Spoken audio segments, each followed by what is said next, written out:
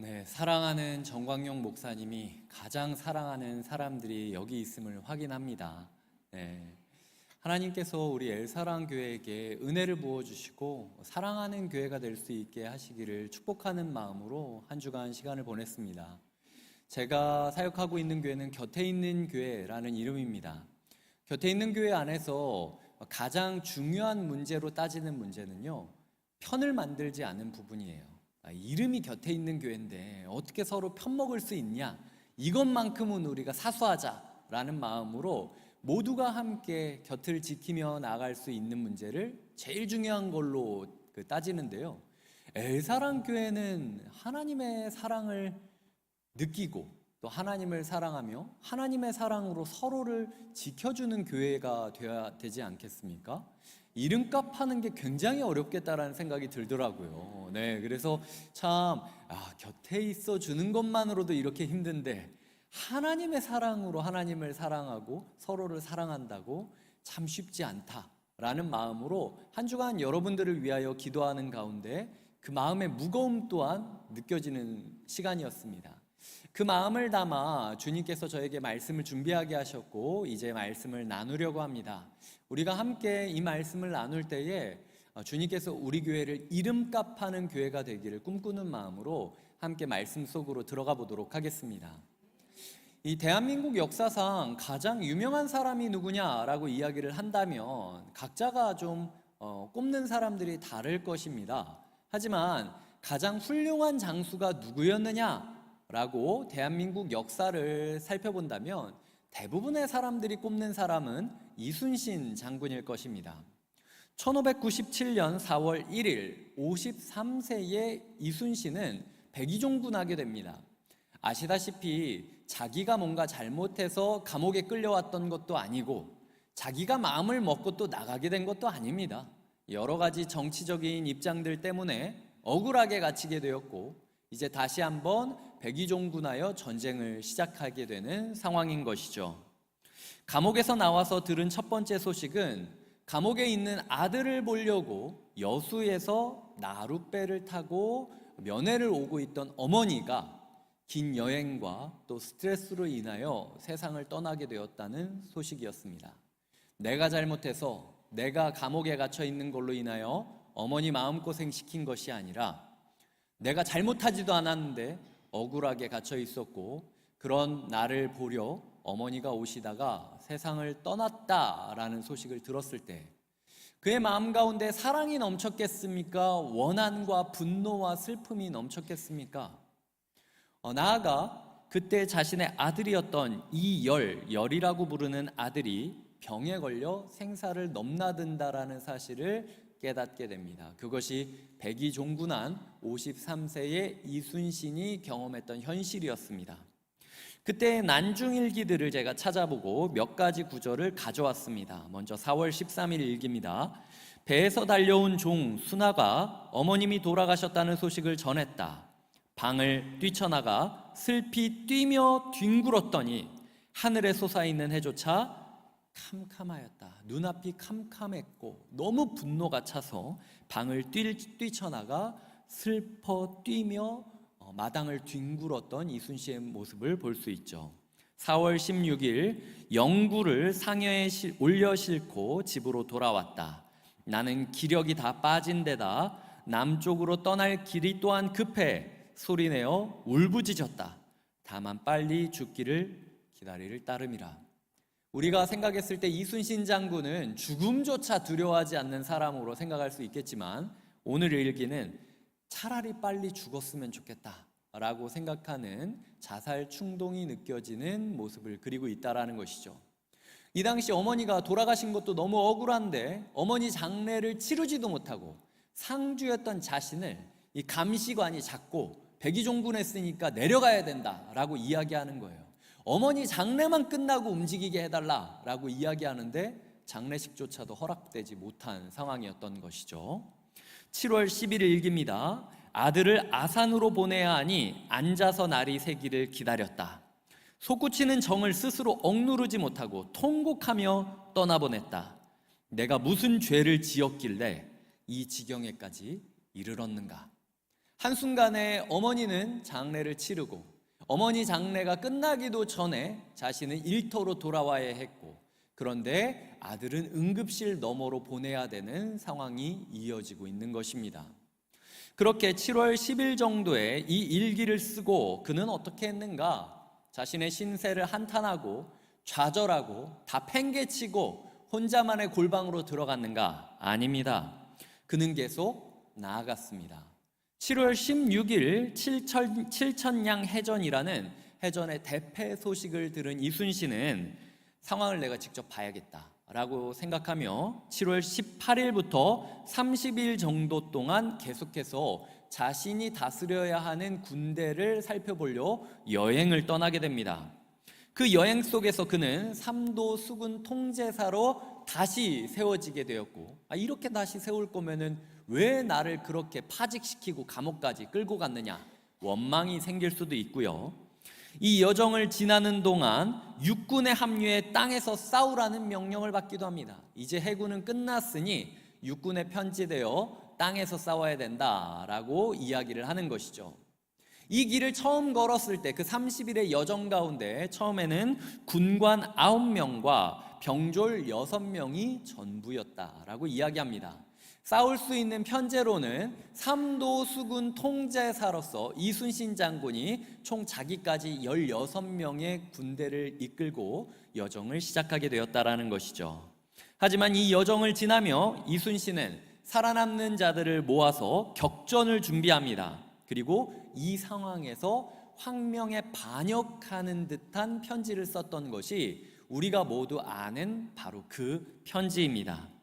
신에게는 지금 아직 12척의 배가 남아 있습니다 라고 이야기하며 육군과 함께 힘을 모아서 이제 해군은 포기해라 라고 하는 명령에 나는 포기할 수 없다 라고 이야기하게 된 것이라는 것이죠. 그는 슬픔 속에서도 걸었고 함께 걸어가야 하는 사람들을 모았고 강행군을 하면서 목적지에 도달하게 됩니다. 그의 걸음은 누군가에게는 위로였고 누군가에게는 간절히 바랬던 소망이었으며 만났던 모든 이에게는 새로운 싸움을 해야 되는 전투의 초청장이었습니다.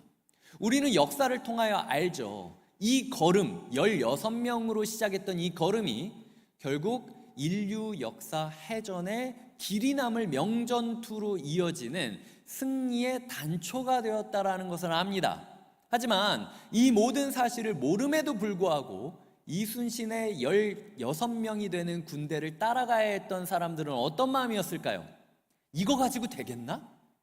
다 망가뜨려 놓고 이제 와서? 라는 생각들이 들지 않았겠습니까?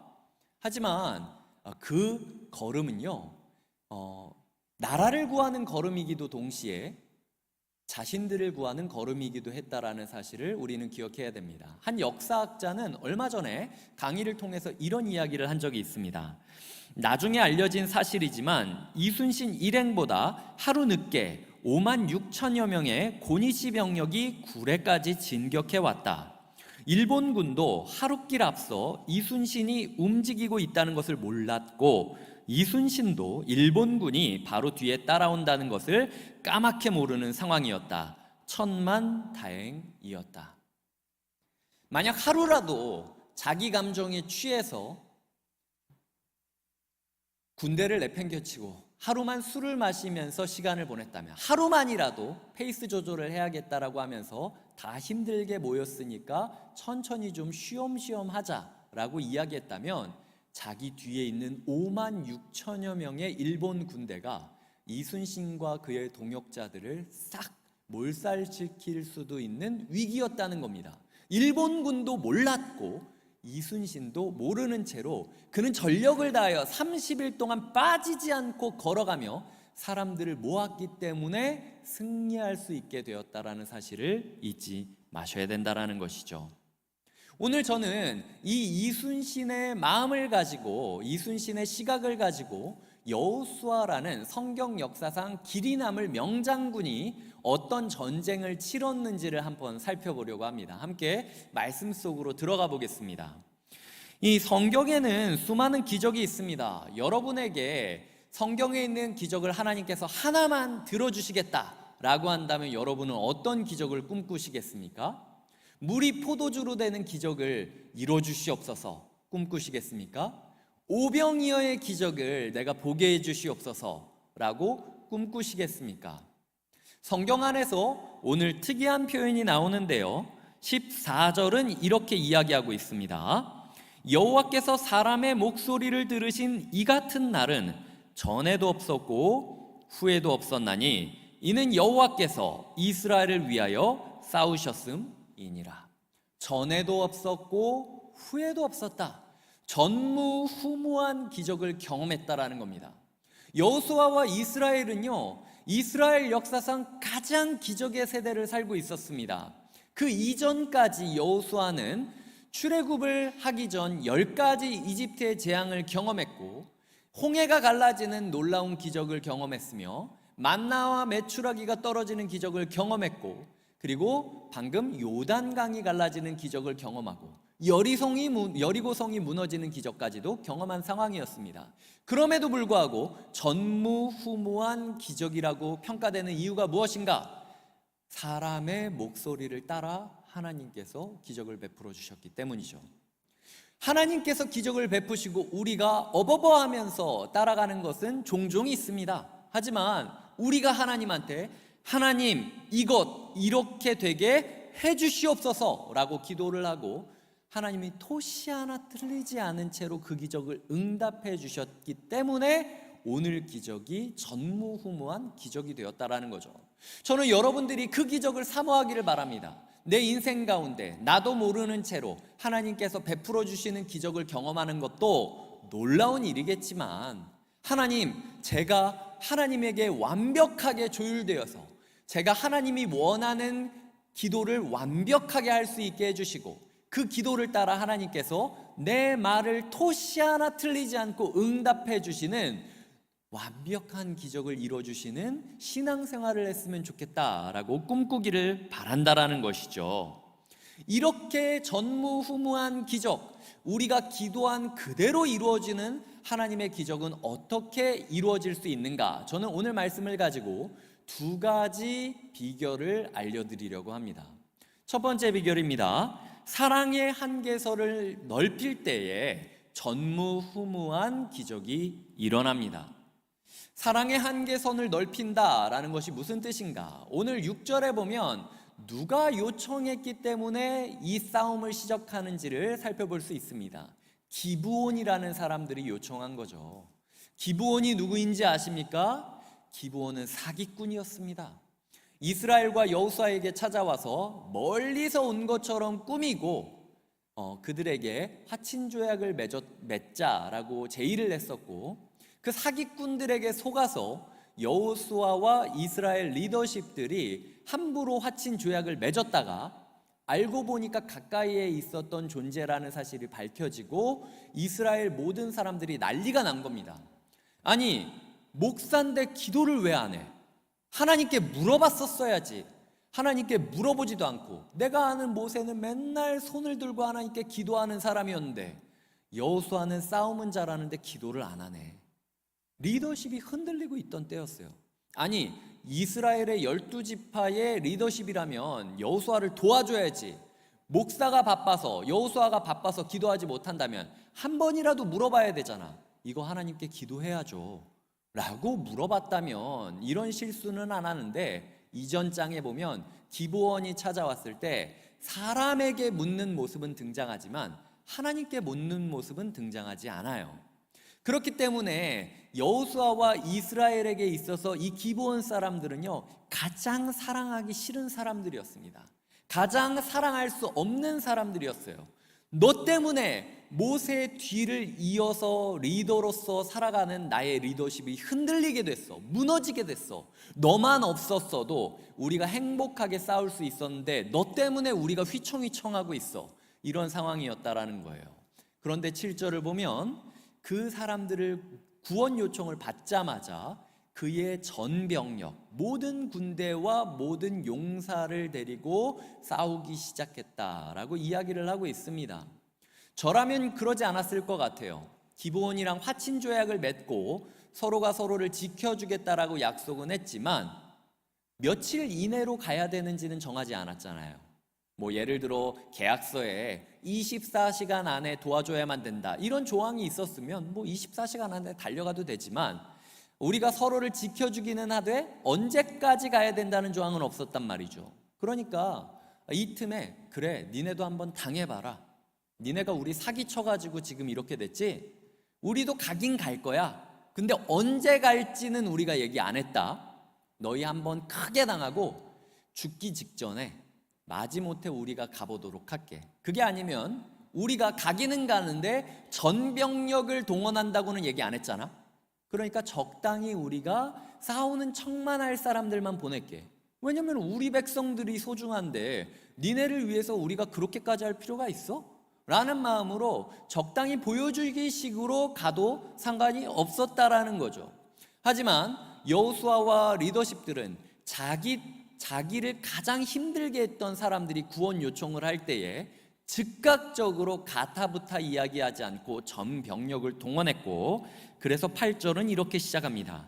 그때에 원수 같은 사람임에도, 사기꾼들이었음에도 불구하고, 가장 사랑할 수 없는 사람들임에도 불구하고 전 병력을 동원하여 그들을 지켜주겠다라고 결정하고 움직인 그때에 여호와께서 여호수아에게 이르시되 그들을 두려워하지 말라. 내가 그들을 너의 손에 넘겨주었으니 그들 중에서 한 사람도 너를 당할 자 없으리라 라고 응답하시는 것입니다. 하나님의 완벽한 응답을 얻기를 원하십니까? 기도할 때 하나님 왜 침묵하십니까? 응답해 주십시오 라고 생각을 한다면요, 사랑의 지경을 넓히는 모험을 시작하는 자들에게는 하나님께서 완벽한 응답을 주신다는 겁니다. 그들 중에 한 사람도 너를 당할 자 없으리라. 이것이 영혼에 대한 책임감을 가지고 모험을 떠나기 시작한 사람들에게 주시는 하나님의 축복입니다. 여러분의 사랑의 한계선은 어디까지가 한계선이십니까? 이 엘사랑 교회에 오셔서 한계선이 점점 넓혀지고 계십니까? 엘사랑 교회, 하나님의 사랑, 인간의 사랑을 초월한 하나님의 사랑의 한계선을 맛보는 곳이 엘사랑 교회입니다. 여러분은 그런 이름을 달고 이 자리에 앉아 계십니다. 그럼에도 불구하고 아직도 내 사랑 안에, 내 사랑의 한계선 안에 갇혀서 내가 다른 사람은 사랑해도 저 사람은 사랑하지 못해. 하나님도 이해하실 거야. 내가 다른 사람은 용서해도 이 사람만큼은 용서하지 못해. 누군가는 가족일 수 있고, 누군가는 직장 동료일 수도 있고, 누군가는 교회 식구일 수도 있습니다. 누군가는 다른 부서일 수도 있고, 누군가는 교육자일 수도 있겠죠.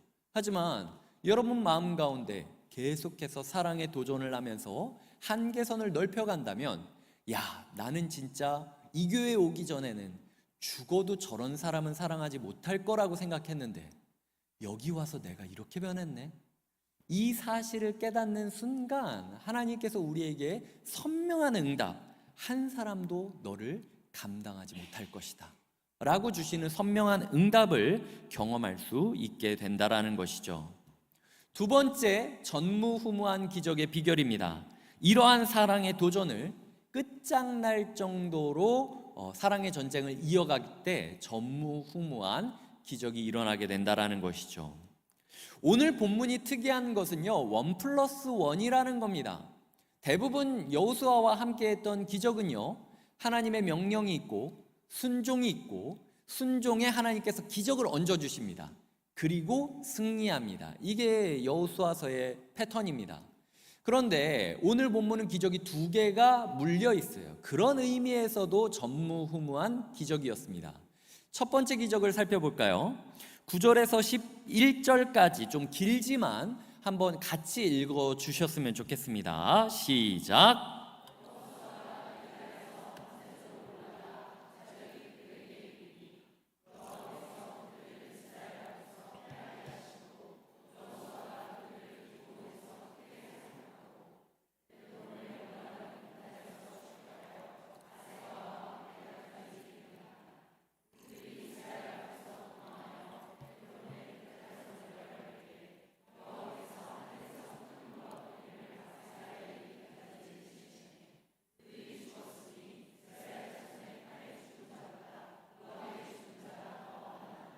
아멘.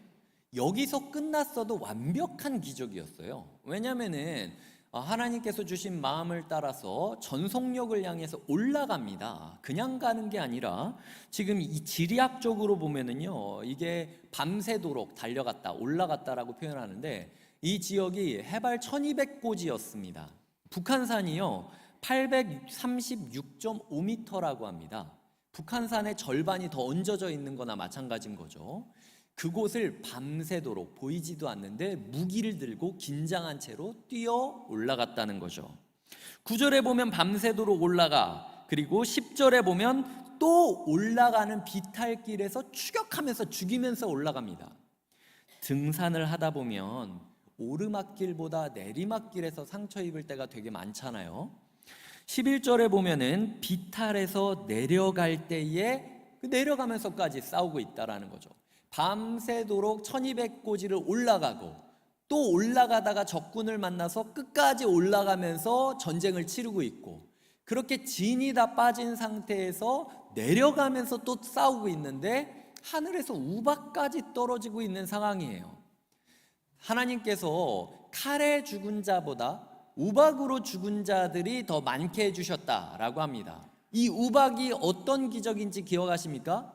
출애굽 당시에 모세를 통하여 행했던 10가지 재앙 중 우박 재앙이 있었습니다.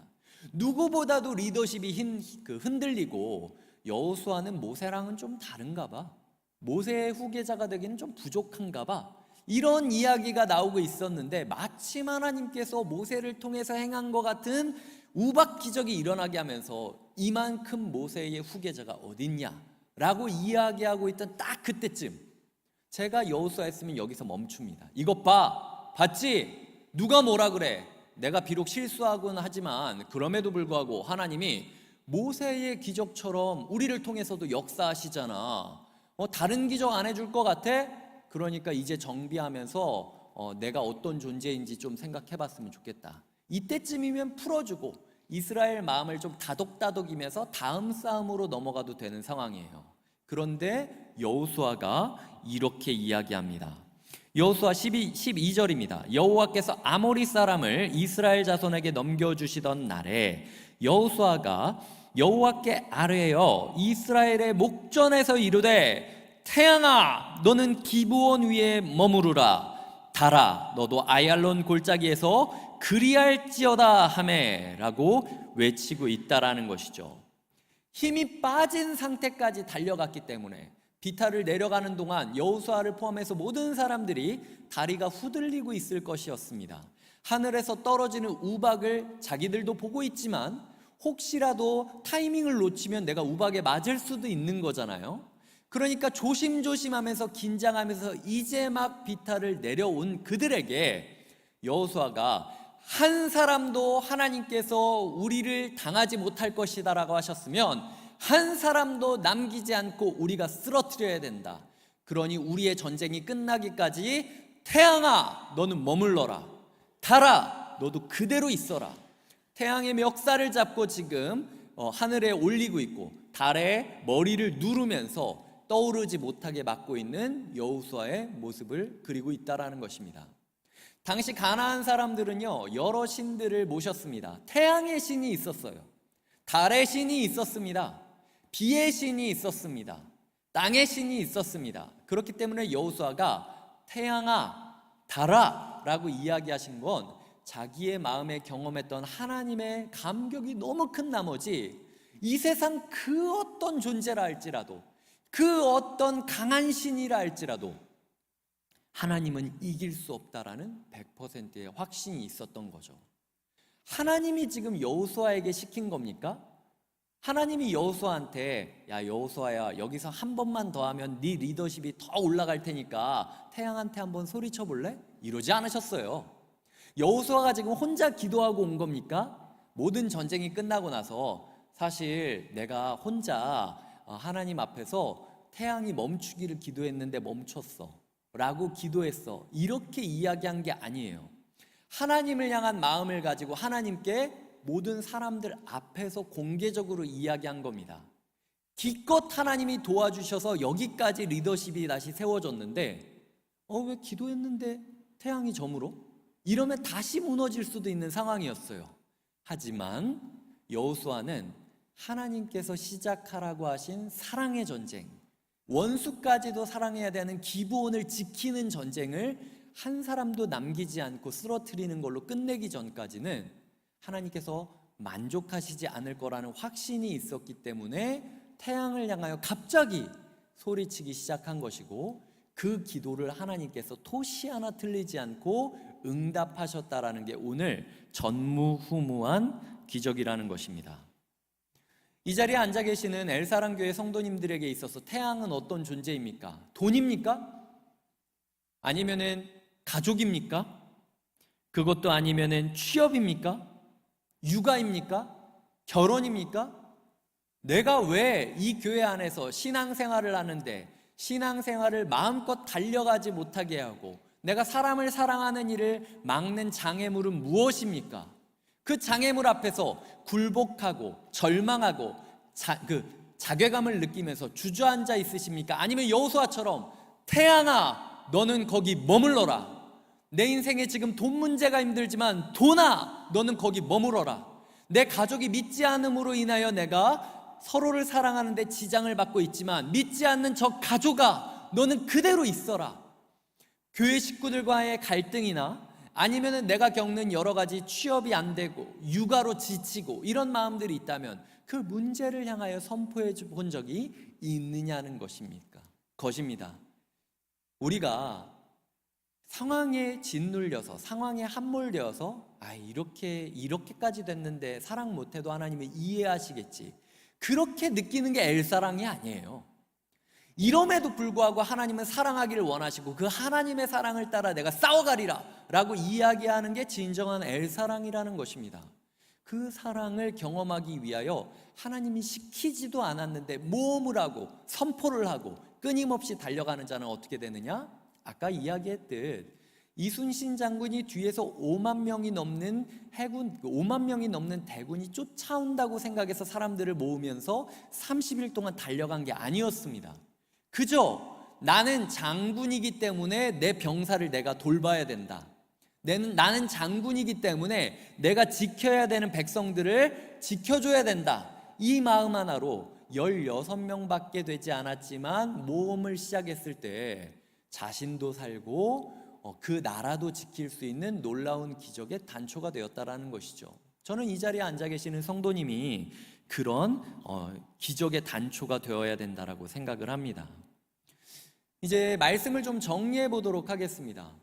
한 가지 제가 부탁할 것은요, 이렇게 사랑의 한계선을 넓혀야 됩니다. 그리고 그런 사랑의 도전을 끝장날 각오로 해야만 합니다. 그럴 때 기적이 기적으로 꼬리를 이어가고 하나님께서 우리의 기도를 100% 응답하는 기적이 일어납니다 라고 이야기를 했을 때 많은 분들은 부담감이 더 크시다는 거예요. 교회에서는 맨날 사랑하라고 하고 이놈의 교회는 이름까지 사랑이라서 내가 더 이상 어떻게 사랑해야 되는 거야? 이런 마음이 들 수 있을 텐데요, 기억하셔야 될 건 우리는 이스라엘 사람이기보다는 기브온 사람들에 더 가깝다라는 거예요. 사실은 우리가 하나님께 사기칠 때가 많이 있지 않습니까? 하나님 요것만 들어주시면 제가 요렇게 할게요, 이런 식으로 공약을 따지면서 뭔가 믿지는 게 있으면, 하나님께 뭔가 들어달라고 할 게 있으면은 마치 뭔가 갑자기 안 하던 기도도 시작하고 안 하던 그 모임도 시작하고 안 하던 봉사도 시작하면서 이렇게 하니까 하나님이 나를 들어주시겠지라고 생각할 때가 많이 있지 않습니까? 우리는 이스라엘보다 기브온에 가까운 사기꾼들이에요. 은혜 사기꾼들, 축복 사기꾼들에 가깝다는 거죠. 하지만 하나님은 그런 마음을 다 알고 계시면서도 예수님을 보내주셨어요. 하나님은 그런 마음을 알고 계시면서도 엘사랑 교회를 보내주셨어요. 1만 성도 파송 운동이 뭡니까? 우리 원래 드림센터 안에서 분당 우리 교회 안에서 분당 안에서 잘 먹고 잘 살면 되는 사람들이었습니다. 그럼에도 불구하고 사랑할 사람들이 이곳에 있다면 그 사랑으로 우리가 몇 명인지 상관하지 않고 믿음의 모험을 시작하겠다라고 뻗어나가기 시작한 이순신과 15명의 여행이 엘사랑 교회의 여행과 똑같았다라는 사실을 기억하셔야 돼요. 이곳에서, 이 신촌에서, 이곳에서 신앙생활을 하며 내가 분당에까지 가야만 신앙생활을 할 수 있을 것인가? 도대체 나는 어디에 가야만 되는가? 고민하는 이들에게 찾아와 준 교회가 엘사랑 교회였습니다. 어쩌면 기브온 같은 우리에게 이스라엘과 예수 그리스도가 찾아와 주신 것이죠. 그렇기 때문에 우리는 사랑의 모험을 할 때 부담감과 괴로움으로 할 것이 아니라 감사의 길로 여기고 이 길을 걸어가야 된다라는 것이죠. 여러분은 어떻습니까? 여전히 불편한 분이 있습니까? 아니면은 이 정도면 됐다라고 생각하며 사랑을 멈춰오고 계십니까?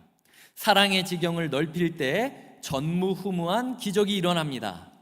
끝장을 볼 각오로 사랑의 전쟁을 이어갈 때 전무후무한 기적이 일어납니다.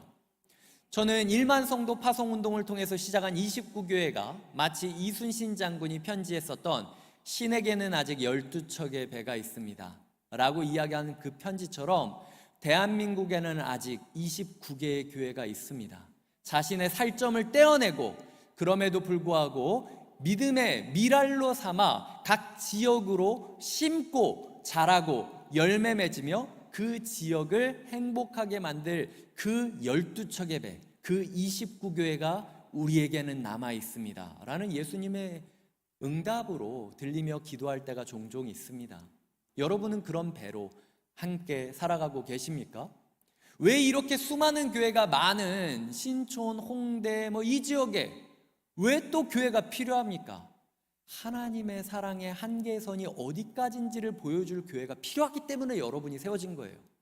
왜 이렇게 많은 교회들이 있는데 사람들이 이 엘사랑 교회로 와야 됩니까? 끝장날 정도로, 끝장을 볼 각오로 나를 사랑해주는 누군가가 있다는 사실을 깨닫게 하기 위해서 우리가 존재하고 있다는 거죠.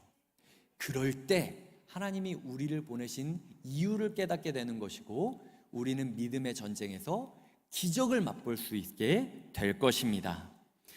우리에게 함께 싸울 동역자들이 있음을 기억하며 우리가 포기하지 않고 이 사랑의 전쟁을 계속하는 엘사랑 교회 성도님들이 되시길 주님의 이름으로 축복드립니다.